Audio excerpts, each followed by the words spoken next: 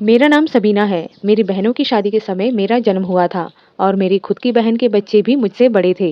गाँव में एक यही बड़ी कमजोरी मानी जाती है कि जिन बच्चों को स्कूल जाने चाहिए उनकी शादी हो गई है। अब वे खुद को समझ भी नहीं पाते और माँ बन गई हैं। जब मैं 10 साल की थी तब मेरे पिताजी मेरे लिए एक महंगा गुलाबी एम्ब्रॉयडरी वाला सूट खरीदा था और कहा था कि इसे पहन लो। मैं अपनी गुड़िया के साथ खेल रही थी। आज मैंने गुड़िया और गुड्डे की शादी की योजना बनाई थी और अपने सभी दोस्तों को बुलाया था। मैंने पापा से कहा, पापा आप ये मेरे लिए लाए हैं ना, ताकि मैं इसे अपनी गुड़िया की शादी में पहन सकूं। गुलाबी रंग की जोड़ी के साथ आईने के पास जाते हुए मैंने कहा। तब पापा कहने लगे, तुम इतनी बड़ी हो गई हो कि अब गुड़ियों के साथ खेलने की तुम्हारी उम्र नहीं है। पापा ने गुस्से में मुझसे कहा, चलो ये कपड़े पहनकर तैयार हो जाओ, रात में कई मेहमान आने वाले हैं। इतना कहकर पापा ने मेरी गुड़िया और गुड्डे बाहर निकाल दिए। उस समय मैं उस गुलाबी रंग के ड्रेस को देखकर बहुत ही मगन हो गई थी। वो बहुत ही सुंदर ड्रेस था। मैं सोच रही थी कि पापा को आज क्या हुआ है। पापा ने मुझे ईद पर भी कभी भी ऐसे सुंदर कपड़े खरीदे नहीं। जब मैं 5 साल की थी तब मेरी माँ का देहांत हो गया था। मैं अपने पिता की सबसे छोटी बच्ची थी। मेरा जन्म उस समय हुआ था जब मेरी बड़ी बहनें शादी करके घर छोड़ चुकी थी। माँ बीमार पड़ने लगी थी। इस पल में मुझे ज़्यादा याद नहीं आता, बस थोड़ा सा ही याद है कि मेरी माँ भी थी, नहीं तो मैं पड़ोसियों की दया पर थी और मैंने वो ड्रेस पहनी थी। पापा उसके साथ गुलाबी रंग की सैंडल और चूड़ियाँ भी लाए थे। मुझे लगा कि वो बहुत ही सुंदर है। सब पहनकर मैं बहुत ही सुंदर लग रही थी। जब पड़ोस की एक आंटी घर आई और मुझे उस ड्रेस में देखकर बोली, मेरी बेटी सबीना, तेरा मन खो गया है क्या? तू इतनी खुश क्यों है? और मैंने कहा, आंटी देखो, पापा मेरे लिए कितनी सुंदर जोड़ी लाए हैं और ये देखो, इसका दुपट्टा पूरी तरह से गोटे से सजा हुआ है। उसने कहा, हाँ, आज तुम्हारी शादी है। ये सुनकर मैं हंसने लगी और कहा, क्या सच में मेरी शादी हो रही है, जैसे मैं अपनी गुड़िया के साथ करती हूँ? उसने कहा, हाँ, ऐसा ही है। फिर उसने मुझे आईने के पास ले जाकर बैठा दिया और मेरे चेहरे पर मेकअप कर दिया। मैं और भी सुंदर दिखने लगी। मैं 10 साल की थी, लेकिन बहुत ही सुंदर दिख रही थी, बिल्कुल जापानी गुड़िया जैसी। मेरा गुलाबी सफ़ेद रंग, भूरे बाल, भूरी आंखें, बिना मेकअप में भी अपनी सुंदरता का उदाहरण थी। लेकिन आज मैं खास तैयार थी क्योंकि मेरी शादी हो रही थी, जैसे मैं अपनी गुड़िया की करती थी। जिस उम्र में मैं थी, उस समय मैं केवल शादी शब्द ही जानती थी। शादी होती है, लड़की दुल्हन बनती है, बहुत से मेहमान उसे पैसे देते हैं, अच्छा भोजन करते हैं और एक दूसरे से मिलते हैं और फिर वो विदा लेती है और अपनी गुड़िया के साथ चली जाती है। इससे ज़्यादा मैं कुछ नहीं जानती थी। उस समय 10 साल की लड़की और क्या जान सकती थी। शाम को मेरी शादी की बारात आई, लेकिन बारात में कुछ चुने हुए लोग ही आए थे। मैंने अपनी पड़ोसन आंटी से पूछा, क्या मेरी गुड़िया भी साथ आई है? आंटी ने कहा, शांति से बैठो, थोड़ी देर में मौलवी साहब अंदर आएंगे, जहाँ कहेंगे वहाँ अंगूठा लगा देना। मैंने कहा, ओके ओके, मैं लगा दूंगी। थोड़ी देर बाद मेरे पिताजी और मौलवी साहब कमरे में आए। उन्होंने मेरे सामने कुछ कागज़ रखे और मेरे अंगूठे पर रंगीन स्याही लगाई।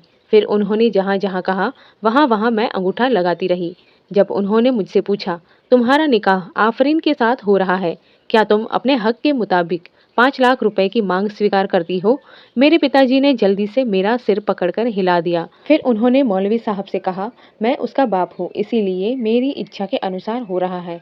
इतनी छोटी बच्ची को कैसे पता चलेगा? मौलवी साहब ने कहा, आप सही कह रहे हो मियाँ, इतनी छोटी बच्ची को क्या पता है कि वो शादी कर रही है। इतनी छोटी बच्ची की शादी भी नहीं होती। आप 18 साल तक इंतजार कर सकते थे।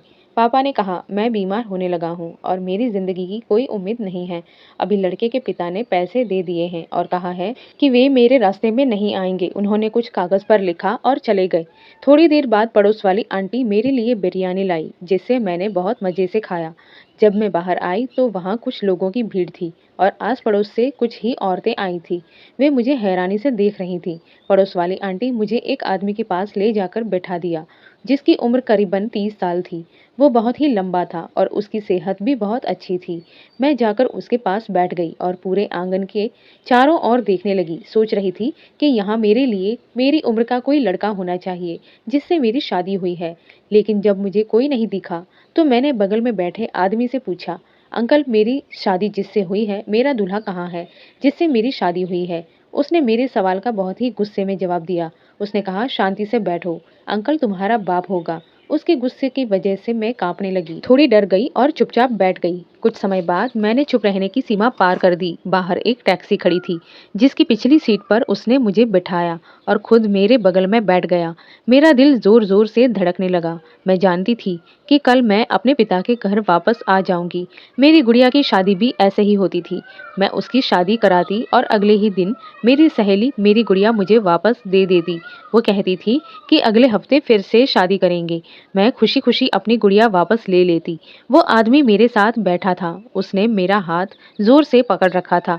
उसकी पकड़ में मैं नहीं जानती थी कि क्या हो रहा है। मुझे उलझन महसूस होने लगी। वो अपनी आंखों के कोने से मुझे अच्छी तरह से मेरी ओर देख रहा था। जब मैंने उसकी आंखों में देखा तो मुझे समझ नहीं आया कि उसकी आंखों में मेरे लिए क्या था। मुझे चक्कर आने लगे। वो बहुत ही अजीब तरीके से हंस रहा था और आंख मार रहा था। मैं छोटी थी, लेकिन वो मुझे बहुत धीमी नज़र से देख रहा था, जो मैं अपने अस्तित्व से गुजरती हुई महसूस कर रही थी। जब मैंने अपना हाथ छुड़ाने की कोशिश की, तो उसने और भी ज़्यादा ताकत से दबाया।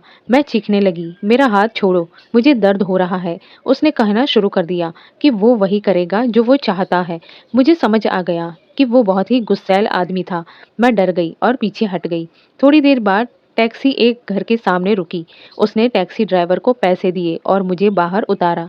उसने मुझे बाहर निकालने के लिए कहा और टैक्सी अब चली गई थी। उसने दरवाज़ा खटखटाया। दरवाज़ा खुला तो सामने एक औरत खड़ी थी, जो करीबन 28 साल की लग रही थी।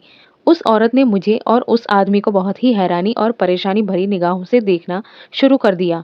वो आदमी कहने लगा, पीछे हट जाओ, तुम क्यों मेरे रास्ते में खड़ी हो? ये सुनकर वो पीछे हट गई। उसका चेहरा पीला पड़ गया था।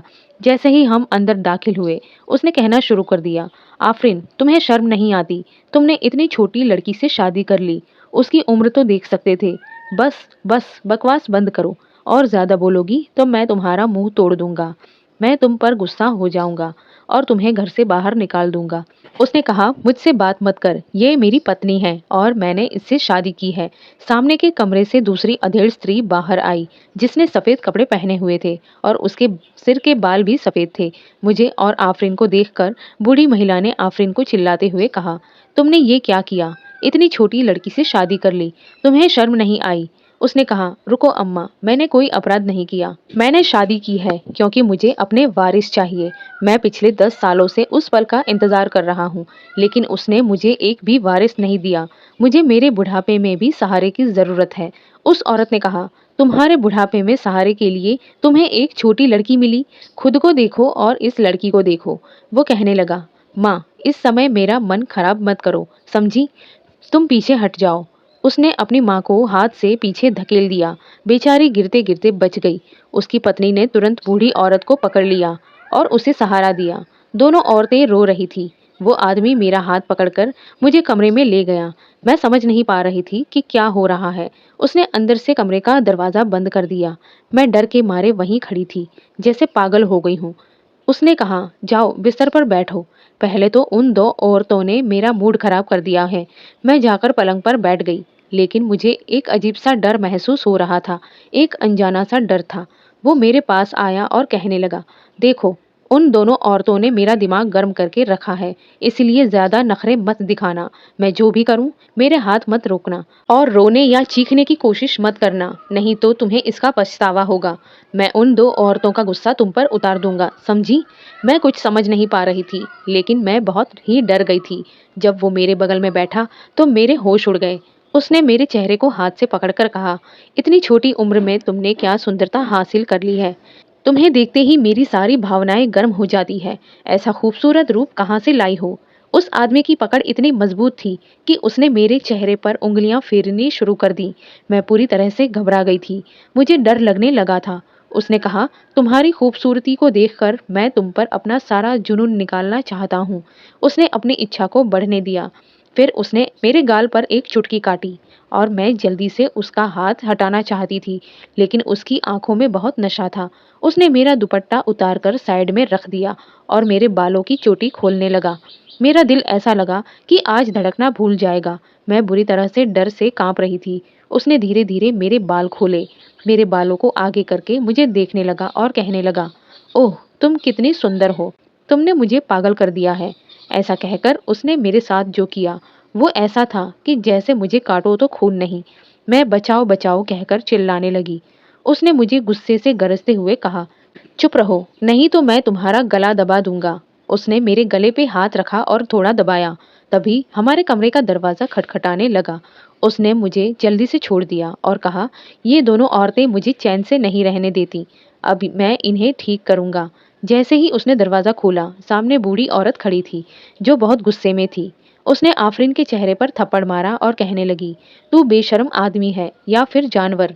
अगर मुझे पता होता कि तू बड़ा होकर ये सब करेगा, तो मैंने तेरा गला तेरे जन्म के समय ही दबा दिया होता। दूर हो जा कमीने। उसने आफरीन के पीछे धकेल दिया था। मैं रो रही थी और बुरी तरह से कांप रही थी। वो औरत मेरे पास आई और मेरा हाथ पकड़कर मुझे कमरे से बाहर ले जाने लगी। सामने आफरीन खड़ा था। उसने कहा, माँ वो मेरी पत्नी है, उसे छोड़ दो, मैंने उससे शादी की है। उसके पिता ने पूरे 5 लाख रुपए हक मेहर में लिए हैं। उस औरत ने कहा, अगर तू चाहता है कि मैं तेरा मुंह ना तोड़ूं, तो मेरे रास्ते से हट जा। वो अभी बहुत छोटी है, वो तुझे सहन नहीं कर सकेगी। वो तेरी पत्नी है और तेरी ही रहेगी, लेकिन जब तक वो 18 साल की नहीं हो जाती, तब तक मैं तुझे इतना बड़ा गुनाह करने नहीं दूंगी। वो बहुत गुस्से में थी। उसने मुझे बाहर ले जाकर दूसरी औरत के पास पहुंचाया। मैं रो रही थी। वो औरत मुझे बूढ़ी औरत के कमरे में ले गई। उसने दरवाज़ा बंद किया और उसे लॉक कर दिया। उसने कहा, मेरे बेटे ने इतना बड़ा गुनाह किया है कि मुझे तेरे सामने शर्म महसूस हो रही है। तू इतनी छोटी है, लेकिन तेरे पिता को इतना बड़ा अपराध करते हुए शर्म नहीं आई। वो सिसक सिसक कर रोने लगी। मुझे शादी के बारे में बहुत कम समझ थी, और ये सब क्या था, इसका मुझे बहुत कम पता था। मैं बिल्कुल समझ नहीं पा रही थी। अब तो आफरीन के नाम से भी मुझे डर लगने लगा था। मैंने कहा, माँ मुझे डर लग रहा है। वो अंकल मुझे फिर से उनके कमरे में तो नहीं ले जाएंगे? उसने कहा, जब तक मैं जिंदा हूँ तब तक नहीं। मैं तेरे साथ कोई अन्याय नहीं होने दूंगी। उसने मुझे अपने गले से लगा लिया और कहा, देख तू कितनी बुरी तरह से कांप रही है। पूरा शरीर बर्फ जैसा ठंडा हो रहा है। जब तक मैं जिंदा हूँ, तुझे चिंता करने की जरूरत नहीं है। अब सो जा। जब मैं उस औरत के साथ थी, तो मुझे महसूस हुआ कि माँ का आलिंगन क्या होता है। रोते रोते मुझे कब नींद आ गई, पता ही नहीं चला। सुबह मैं कुछ आवाज़ें सुनकर जाग गई। मैं उठकर बैठ गई। कमरे से बाहर आफरीन की लड़ाई की आवाज़ें आ रही थी। मेरी सास भी उसे देखकर चिल्ला रही थी। मैं डर गई और एक कोने में छिप गई। थोड़ी देर बाद मेरी सास अंदर आई। मुझे इस तरह डरा हुआ देखकर उन्होंने कहा, चिंता मत कर, मैंने उसे समझा दिया है कि वो अब तेरे पास नहीं आएगा। बाहर वो गरजते हुए कह रहा था, मैं देख लूँगा, मैं सबको देखूंगा। मेरी सास बहुत अच्छी थी और मेरी सौतन भी।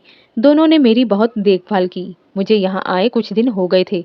मेरी सौतन मुझसे पूछने लगी कि मैंने कितनी पढ़ाई की है। मैंने कहा, मैंने अभी तक स्कूल का आकार भी नहीं देखा है। मेरे पिता ने मुझे कभी स्कूल नहीं भेजा। वो कहने लगी कि उसने 10वीं तक पढ़ाई की है। उसने मुझे पढ़ाना शुरू कर दिया। 7वें महीने तक उसने मुझे बहुत कुछ सिखाया। मैं हिंदी पढ़ना और लिखना सीख गई थी। मैं छोटे छोटे शब्द पढ़ने लगी थी। फिर उसने मुझे पास के स्कूल में दाखिला दिलाया। मैं अपनी कक्षा में सबसे बड़ी थी, लेकिन 10 साल की उम्र में भी मैं दूसरी कक्षा में पढ़ रही थी। पूरा दिन मैं अपनी सास और सौतन के साथ बहुत खुश रहती थी। रात में जब आफरीन के आने का समय होता, तो मैं डरकर अपनी सास के कमरे में छिप जाती। अब मैं 14 साल की हो गई थी। इस बीच मेरी स्कूल के एक लड़के से दोस्ती हो गई थी। उसने मुझे पढ़ाई में बहुत मदद की। वो 15 साल का था और 10वीं कक्षा में पढ़ रहा था, जबकि मैं चौथी कक्षा में पढ़ रही थी। उसने कहा कि वो मेरे इलाके में ही रहता है और पूछा कि क्या मैं आफरीन की दूसरी पत्नी हूँ। मैंने सिर झुका लिया। वो बहुत अच्छा लड़का था। उसने मेरी बहुत देखभाल की। अगर मेरी स्कूल में कोई बच्चा मेरे साथ झगड़ा करता या मुझे परेशान करने की कोशिश करता, तो सलमान दीवार की तरह मेरे सामने खड़ा हो जाता, क्योंकि मैं बहुत डरी हुई और शांत लड़की थी। एक बार जब मैं स्कूल से घर लौटी, तो मेरी सौतन बहुत रो रही थी। मेरी सास उसे चुप कराने की कोशिश कर रही थी। मैंने पूछा, आपको क्या हुआ? मेरी सास ने कहा, उसके पिता गुजर गए हैं। ये सुनकर मुझे भी बहुत दुख हुआ। मैं उनके आंसू पोंछने लगी और उसे पीने के लिए पानी दिया, लेकिन यह और भी ज्यादा रोने लगी। मेरी सास ने कहा, मैं इसे इसके माँ के घर ले जाऊंगी। मैं उसे वहाँ छोड़कर आ जाऊंगी। मुझे वहाँ कुछ घंटे लगेंगे। यहाँ खाना रखा है, तुम खा लेना और फिर सो जाना। मैंने कहा, ठीक है। मेरी सास और मेरी सौतन घर से निकलकर चली गई थीं। मैंने दरवाज़ा बंद किया, रात का खाना खाया और सोने चली गई। लेकिन थोड़ी देर बाद घर का दरवाज़ा ज़ोर-ज़ोर से बजने लगा। मुझे लगा कि शायद मेरी सास वापस आ गई होगी, इसीलिए बिना पूछे दरवाज़ा खोल दिया। आफरीन को सामने देखकर मेरी सांसें थम गई, मैं डरकर पीछे हट गई। उसने अंदर आते ही दरवाज़ा बंद कर दिया। मैं तेज़ी से कमरे की तरफ दौड़ी ताकि अंदर जाकर दरवाज़ा बंद कर सकूं। लेकिन दूसरे ही कदम पर उसने मेरा हाथ पकड़ लिया। उसने कहा, चलो देखें कि आज तुम्हें कौन बचाता है। कमीनी के पिता की मौत हो गई है, ये अच्छा है, और मेरी माँ ने भी तुम्हें छोड़ दिया है। मैंने कहा, मुझे छोड़ दो, मुझे तुमसे डर लगता है। उसने कहा, अपनी बकवास बंद कर। वो मुझे उसके कमरे में ले गया और दरवाज़ा बंद कर दिया। उसने मुझे बिस्तर पर ज़ोर से फेंक दिया और कहा, तू मेरी पत्नी है, समझी? मेरी माँ बुढ़ापे में पागल हो गई है। वो मुझे और तुझे अलग करके गुनाह कर रही है। लेकिन आज मैं देखूंगा कि तुझे मुझसे कौन बचाएगा। इतना कहकर उसने पहले मेरे मुंह पर कपड़ा बांध दिया और कहा, तुझे चिल्लाने और चीखने का बड़ा शौक है ना? मैं उसके सामने बिल्कुल कमज़ोर पड़ गई थी। मैं उसकी शिकार बन गई। मुझे लगा कि आज मैं मर जाऊंगी। मेरे आंसू बाहर निकल गए और गद्दे को भिगो दिया। अपनी हवस को पूरा करके उसने मेरे मुंह से कपड़ा हटा दिया। जब मैं लगभग बेहोश की हालत में मरने के कगार पर थी, बिस्तर की चादर कई जगहों पर लाल हो गई थी। ये देखकर वो बहुत खुश हुआ। फिर वो नहाने के लिए वॉशरूम में चला गया। मेरी तबीयत बहुत खराब हो रही थी। तभी दरवाज़ा खटखटाया गया। नहाकर जब वो वॉशरूम से बाहर आया और मेरी तरफ देखकर हंस रहा था, तो मैंने अनमने ढंग से मुंह फेर लिया। मैं उस आदमी से बहुत नफरत करती थी। उसने मेरे साथ जो किया, उससे मुझे नफरत हो गई थी। थोड़ी देर बाद मुझे बाहर से आवाज़ सुनाई दी। मेरी सास मेरे कमरे में दौड़ी आई। मुझे और बिस्तर को देखकर उनका चेहरा पीला पड़ गया। चादर को देखकर उन्होंने अपने मुंह पर हाथ रख लिया और मेरे पास आईं। मैं रो पड़ी। उन्होंने मुझे अपने साथ रखा और आफरीन के साथ दुर्व्यवहार करना शुरू कर दिया। वो खुद भी रोने लगी। उन्होंने कहा, मुझे नहीं पता था कि ये कमीना पीछे से आएगा, नहीं तो मैं तुझे अपने साथ ले जाती। वो मुझसे माफ़ी मांगने लगी कि वो मुझसे इस जुल्म से बचा नहीं सकी। इसके बाद मेरी सास ने मेरी बहुत देखभाल की। मैं कुछ दिनों से स्कूल भी नहीं जा रही थी, बस बिस्तर पर पड़ी रहती थी। जब मेरी सौतन वापस आई तो उसने भी आफरीन को गालियां देना शुरू कर दिया। उसने कहा, ये आदमी इंसान नहीं है, बल्कि जानवर है। वो औरतों के लिए भूखा है, जवान लड़कियों को देखकर पागल हो जाता है। वो मुझे दूध और हल्दी पिलाने लगी। कुछ दिनों बाद मैं फिर से स्कूल जाने लगी, लेकिन मैं हमेशा चुप रहती थी। सलमान अक्सर मुझसे बातें करता था। उस दिन मेरे लिए एक गुड़िया लाया। उसने कहा, तुम्हें बहुत पसंद है ना? मैंने तुम्हारे लिए ये खरीदी है। पापा ने जो पैसे दिए थे, उनमें से बचत करके मैंने तुम्हारे लिए बहुत सुंदर गुड़िया खरीदी है। देखो, ये बिल्कुल तुम्हारी तरह ही है, बहुत सुंदर। मैंने उस गुड़िया को उससे नहीं लिया और अपने आंसू पोंछने लगी। वो पूछने लगा, क्या हुआ? मैंने कहा, अब मुझे इसकी ज़रूरत नहीं है। उसने पूछा, क्यों? मैंने जवाब दिया, क्योंकि मैं बड़ी हो गई हूँ। उसने कहा, तुम कैसे बड़ी हो गई हो? तुम अब भी वैसी ही हो। मैंने तुम्हारे लिए खरीदी है, इसे रख लो। मैं जोर से रोने लगी। इससे पहले कि वो मुझसे और कोई सवाल पूछता, उसने मेरी गर्दन पर नाखून के निशान देखे और पीछे हट गया। वो मेरे रोने का कारण समझ गया था। उसे पता था कि मैं आफरीन की कैद में हूँ। वो 15 साल का था, इसीलिए मुझे उससे कुछ कहने की ज़रूरत नहीं थी। गुड़िया उसके हाथ से फिसलकर ज़मीन पर गिर गई। उसने मेरा सिर सहलाया और मुझे चुप कराने की कोशिश की। जब मैंने उसकी तरफ देखा तो उसकी आंखें आंसुओं से भरी हुई थी, लेकिन वो कुछ भी कहने में सक्षम नहीं था। 1 महीने बाद मेरी तबीयत बिगड़ने लगी। जब मेरी सास मुझे डॉक्टर के पास ले गई तो खबर सुनकर उन्होंने सिर पीटना शुरू कर दिया, क्योंकि मैं 14 साल की थी और इस उम्र में मैं प्रेग्नेंट हो गई थी। मुझे कुछ भी समझ नहीं आ रहा था। मैं कुछ भी पचा नहीं पाती थी। मैं जो भी खाती वो उल्टी हो जाती। उल्टी के बाद मुझे ऐसा लगता जैसे मैं मर जाऊंगी। मेरी सास और मेरी सौतन मेरी देखभाल करने लगी।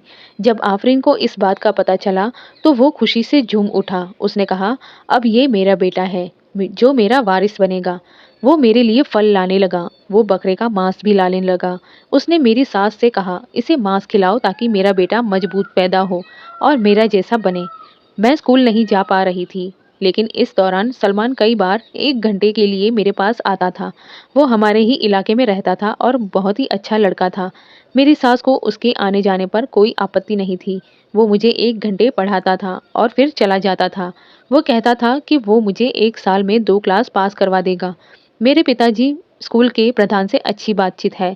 उसने कहा, लेकिन पढ़ाई मत छोड़ना। मैंने उससे पूछा, तू मेरे ऊपर इतने एहसान क्यों कर रहा है? पढ़ाई के बाद मैं क्या करूँगी? मुझे तो अपना जीवन आफरीन के साथ ही बिताना है। उसे बच्चा पैदा करके देना है। क्योंकि उसे बेटा चाहिए। 14 साल की लड़कियां शायद ऐसी ही बातें करती हैं, लेकिन 14 साल की उम्र में मैं काफ़ी बड़ी हो गई थी। मेरी बात सुनने के बाद उसने कहा, पढ़ाई तुम अपने लिए करो, ये तुम्हारे लिए फ़ायदेमंद होगी। अब मुझे भी पढ़ाई का बहुत शौक था, इसीलिए मैंने अपनी पढ़ाई शुरू कर दी। 9 महीने तक प्रसव की पीड़ा सहने के बाद मुझे लगा कि मैं मर जाऊंगी। मेरी सास मुझे गांव के एक छोटे से अस्पताल में ले गई। मेरी चीखें सबसे तेज थी। मैंने एक बेटी को जन्म दिया। मुझे लगा कि अब मैं शायद बच नहीं पाऊंगी, लेकिन मैं जिंदा थी और ये दुर्भाग्यपूर्ण था। सभी खुश थे, लेकिन आफरीन दुखी था। वो कहने लगा, इसने बेटी को क्यों जन्म दिया? मुझे तो एक बेटा चाहिए था। मेरी सास कहने लगी, इसमें इसका क्या कसूर है? अल्लाह ने तुम्हें जो दिया है उसके लिए आभारी बनो। अब तुम एक बच्ची के पिता बन गए हो। उसने कहा, मुझे बेटी नहीं चाहिए। इसे कहो कि मेरी पहली पत्नी राजी इस बच्चे का ध्यान रखे। मैं खुद उस समय इस लायक नहीं थी कि छोटी बच्ची की देखभाल कर सकूं। मेरी सौतन ने ही उस बच्चे की परवरिश की थी। वो इतनी खुश थी जैसे वो उसकी अपनी बेटी हो। अभी 1 महीना भी नहीं बीता था कि आफरीन पर फिर से जुनून सवार हो गया।